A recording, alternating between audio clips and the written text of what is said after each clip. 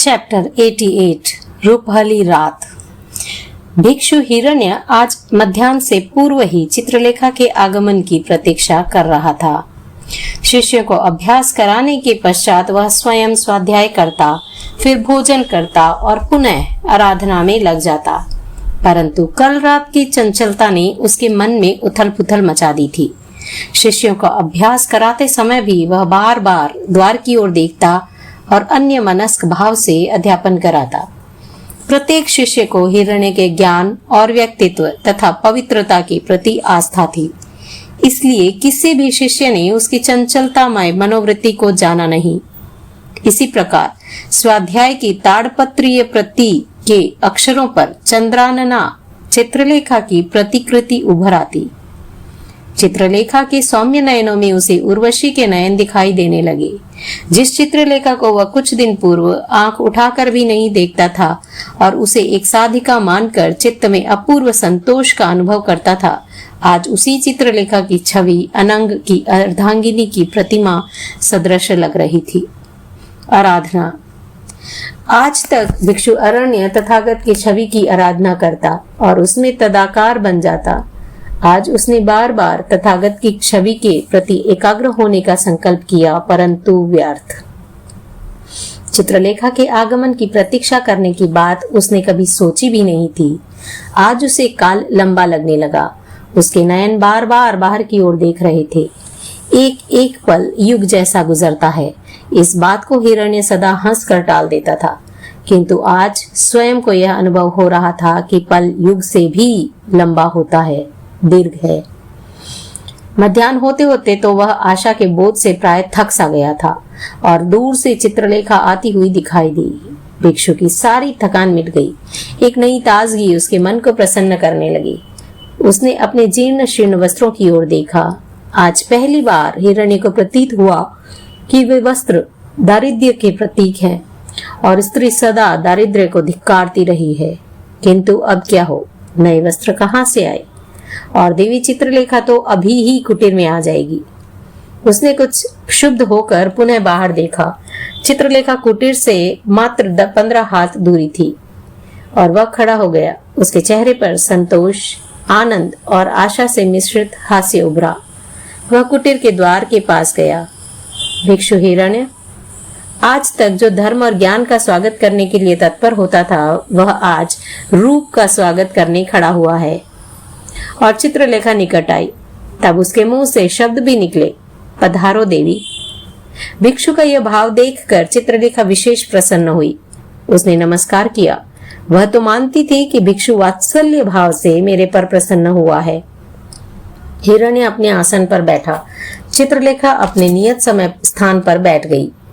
हिरण्य बोला, देवी, कल रात मैंने अपनी शंका का समाधान कर लिया है।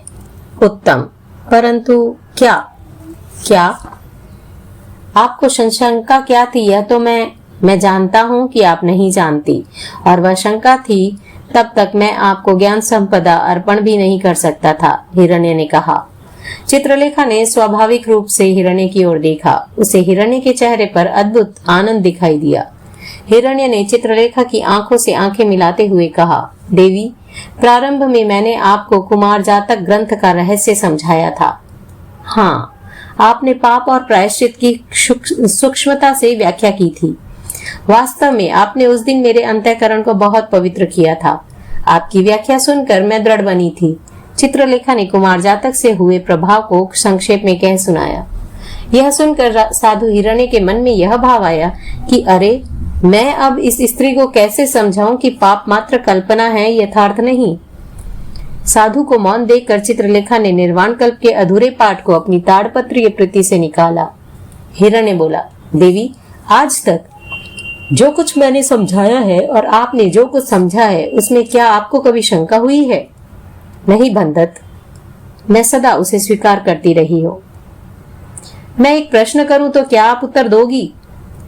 मैं आप जैसी ज्ञानी तो नहीं हूं, फिर भी मैं कहूं कि पाप एक भीरु आत्मा के चित्त की केवल मनोवृत्ति है अथवा निर्बलों की कल्पना मात्र है, तो आप क्या कहेंगी? हिरण्य का चंचल चित्त नारी पर विजय प्राप्त करने का कोई अमोघ शास्त्र नहीं ढूंढ सका। चित्रलेखा स्थिर होकर हिरण्य की ओर देखने लगी। उसे आश्चर्य हुआ, क्या ये आज मेरी परीक्षा कर रहे हैं?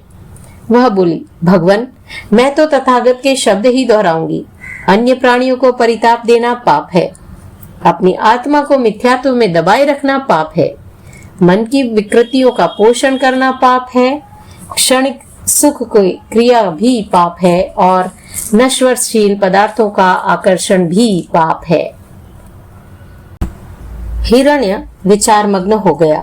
उसने सोचा, चित्रलेखा के चित्त में विकार उत्पन्न करना सरल नहीं है, इसके लिए कोई नया ही उपाय खोजना पड़ेगा। वह बोला, धन्य है, आप ज्ञान संपदा पाने की अधिकारिणी हैं। अब मैं निर्वाण कल्प की वाचना देता हूँ। चित्रलेखा ने सोचा, आज मैं ज्ञान संपदा की अधिकारिणी बन सकी हूँ, परीक्षा में उत्तीर्ण हुई हूँ, आज मैं भाग्यशालिनी बनी हूँ। उसने ताड़पत्रीय प्रति पर अपना ध्यान स्थिर किया। हिरण्य ने समझाना प्रारंभ किया। इस प्रकार 7 दिन और बीत गए। हिरण्य चित्रलेखा के प्रति खूब आदर भाव प्रदर्शित करने लगा। उसने वह अपने मन का विकार अभिव्यक्त नहीं कर सका। हिरण्य दिन प्रतिदिन चित्रलेखामय होता गया। उसे सारी सृष्टि चित्रलेखामय दिखने लगी, परंतु चित्रलेखा को अपनी बनाने का शस्त्र उसके हाथ नहीं लगा। चित्रलेखा के पवित्र मन में हिरण्य के प्रति वही पूज्य भाव था। हिरण्य के नयनों में उभरने वाला विकार भी उसे वात्सल्य ही लगता। और एक दिन निर्वाण कल्प की वाचन की पूर्ण आहुति हुई। इस पूर्ण आहुति के साथ ही हिरण्य के प्राणों में कंपन उठा। अब चित्रलेखा नालंदा की ओर प्रस्थित हो जाएगी, और यह बात चित्रलेखा ने कह भी दी। निर्वाण कल्प पूर्ण होने पर एक दिन चित्रलेखा ने नमस्कार कर हिरण्य से कहा, भद्दंत, आप आज्ञा दे तो मैं कल नालंदा की ओर प्रस्थान कर दूं। कल तो आप नहीं जा पाएंगी, क्योंकि नालंदा की ओर जो यात्री जाने वाले हैं वे यहाँ 2 दिन रुक कर जाएंगे। आप उनके साथ जा सकेंगी, क्योंकि मार्ग में एकाकी जाना तो। बीच में ही चित्रलेखा बोली, कोई बात नहीं, मैं 2 दिन बाद ही यात्रियों के साथ चली जाऊंगी। हिरण्य का मन चिंता से भर गया। चित्रलेखा अपने कुटीर में चली गई। हिरण्य ने सोचा, आज तक मैं कुछ नहीं कर सका, इसको समझा नहीं सका, इसका उपभोग नहीं कर सका, और 2 दिन बाद तो यह चली जाएगी। फिर बाद में तो मेरे लिए इस गौतमी विहार में एकांत अंधकार ही होगा और अधूरी कामना का अट्टहास ही रहेगा। सायकालीन प्रार्थना के समय भी हिरण्य का मन व्यथित था। हाथ में आई हुई लक्ष्मी जब चली जाती हो, तब मन में जो ग्लानि होती है, हिरण्य के प्राणों में भी वही ग्लानि उभर आई। साय उपासना के बाद उसने शिष्यों को बोध देते हुए कहा, सबसे कठिन है मन पर विजय पाना। मन को स्थिर करना कठिन है, उसको धर्म में रक्त बनाए रखना और भी कठिन है, परंतु यह अभ्यास साध्य है। जो अभ्यास करता है वह लक्ष्य को पा लेता है। रात्रि के प्रथम पहर की अंतिम घटिका में वह अपने कुटीर में चला गया। गगन में पूर्णिमा का चांद चांदनी बिखेर रहा था। उसकी शीतलता भी हिरण्य को ज्वाला जैसी प्रतीत होने लगी। गौतमी विहार का शांत वातावरण और नीरव हो गया था। दूसरा प्रहर पूरा हुआ और सर्वत्र सन्नाटा छा गया। हिरण्य सो नहीं पा रहा था। वह उठा और बाहर देखा। रूपहली रात सृष्टि को तरबतर कर रही थी। हिरण्य का मन बोल उठा, अरे कायर, तू क्या विचार कर रहा है? आज मधुर चांदनी बरस रही है। अपनी प्रियतमा को अपने हृदय में छुपा ले। आज का अवसर खो देगा तो फिर पछताएगा। भोले, कुछ समय के लिए उतार फेंक भिक्षु भाव को। हिम्मत कर, जा चित्रलेखा की कुटीर में चला जा। भाई के चोले को छोड़। विचारों ही विचारों में कितने दिन बिता दिए। वह चली जाएगी तो फिर। बीच में ही अंतर बोल उठा, अनंत जन्म ले चुके हो, अनंत बार भोग के करदम में घुसे रहे हो, तृप्ति कहाँ हुई? भिक्षु भाव बार बार मिलना दुर्लभ है। छोड़ो रूप और यौवन को, देखो अपनी आत्मा कितनी उजली कितनी मैली है। विचार करो। मन ने कहा, अंतर की चिकनी चुपड़ी बातों में मत आओ, चरण बढ़ाओ और लक्ष्य को साधो। मन की उत्तेजना को हिरण्य संभाल नहीं सका। उसने आसपास देखा और वहां से चल पड़ा। आज उसके चरणों में वेग था, मानो सारा भय, प्रतिष्ठा, गौरव और व्यक्तित्व को अपनी कुटीर में बिछे जीर्ण शीर्ण कंबल पर छोड़कर वह हल्का हो गया था। चित्रलेखा की कुटीर के पास पहुंचने पर उसे वह क्षोभ नहीं हुआ जो कुछ दिन पूर्व यहाँ आने पर हुआ था। वह आगे पीछे देखकर कुटीर के द्वार के पास आकर खड़ा हो गया और बंद कपाट को धीरे से खटखटाया। चित्रलेखा शांत नींद में सो रही थी। नालंदा जाने और भिक्षुणी की प्रवज्ञा स्वीकार कर निर्वाण प्राप्ति का स्वप्न वह देख रही थी। अचानक उसके कानों में द्वार खटखटाने की मृदु आवाज आई। वह चौंकी। उसने सोचा, आज तक इस समय किसी ने द्वार नहीं खटखटाया, आज यह असमय में आवाज कैसी? वह बोली, कौन? देवी, दरवाजा खोलो, मैं हिरण्य हूँ। चित्रलेखा ने सुना। उसने मन ही मन सोचा, महत्वपूर्ण कार्य के बिना इतनी रात गए स्वयं हिरण्य कभी नहीं आते। उसने उठकर तत्काल द्वार खोला। सामने के वातायन में से चंद्रमा की शीतल रश्मियां कुटीर में प्रवेश कर रही थी। हिरण्य भीतर गया।